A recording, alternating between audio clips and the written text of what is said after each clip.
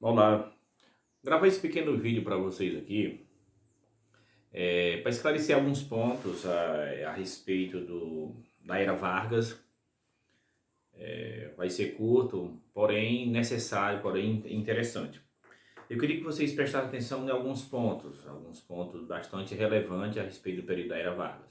Primeiro, a era Vargas ele é um período que se estende, vamos dizer assim, da 1930 a 1945. Entendeu? Então, o que é interessante a gente observar na era Vargas? Primeiro, o primeiro ponto é que a era Vargas, ele vem acabar com um período da chamada República Oligárquica, da República do Café com Leite, da República das Oligarquias. Então, isso é interessante, esse ponto. Então, historicamente, a era Vargas ele tem esse significado, né? Vem acabar com essas oligarquias. Um outro ponto é que durante a era Vargas vem acontecer alguns avanços na história brasileira. A gente pega como exemplo a Constituição de 1934. Alguns avanços, por exemplo, o voto secreto, o voto feminino, é, algumas conquistas trabalhistas, como questão do salário, a questão do descanso semanal, enfim, vem dar uma nova ideia, uma nova mudança para a sociedade brasileira, essa Constituição.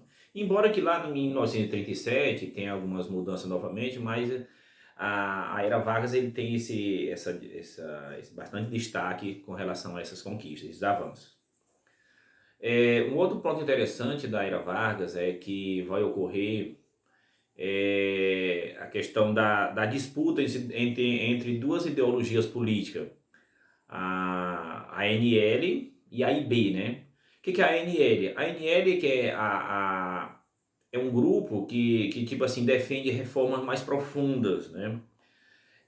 Como, por exemplo, reforma agrária, o voto para todos, voto universal, enfim, ele propõe uma série no programa dele, ele propõe uma série de medidas.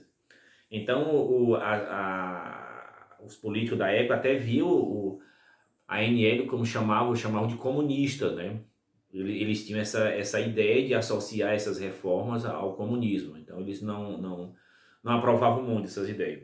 E um outro grupo que é a chamada AIB, Ação Integralista Brasileira, que é um grupo um grupo mais forte, que ele era contra essas reformas, ele era defensor de um Estado mais forte, um Estado forte, militarizado. É baseado mais ou menos na ideia do que estava passando na Europa nesse período, principalmente as ideias fascistas que inicia na Itália, né?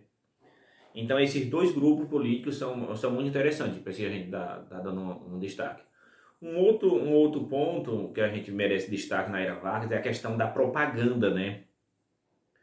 Vargas ele foi muito esperto de criar uma propaganda para fazer, para beneficiar, para colocar pontos positivos do seu governo. Daí ele criou até o chamado DIP, né, que é o Departamento de Imprensa e Propaganda, para fazer propaganda do seu governo, para fazer propaganda do Vargas. Aí vem aquela coisa de Vargas, o pai dos pobres, entendeu?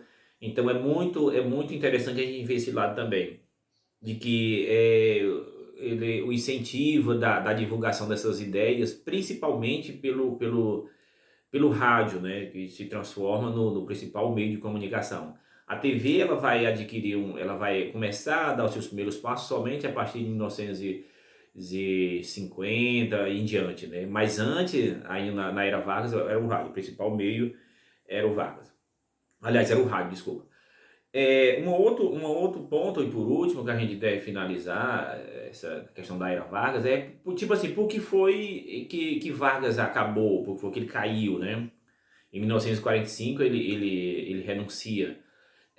Aí a renúncia de Vargas está ligada principalmente a uma política externa, né? Porque assim, Vargas nesse período de 1939 a 1945, o mundo ocorre a Segunda Guerra Mundial. E lá disputa dois grupos, dois blocos de países. Um país liderado pelos Estados Unidos, a Inglaterra e a França, e outro grupo liderado pela Alemanha, pela Itália, entendeu? Então, esses regimes da Itália e da Alemanha eram regimes que, tipo assim, que o Vargas simpatizava muito, principalmente pelo regime é, italiano, chamado fascismo. Então, o que que acontece? O Vargas vai ser muito simpatizante desse regime. Porém, esses regimes, eles perdem a guerra.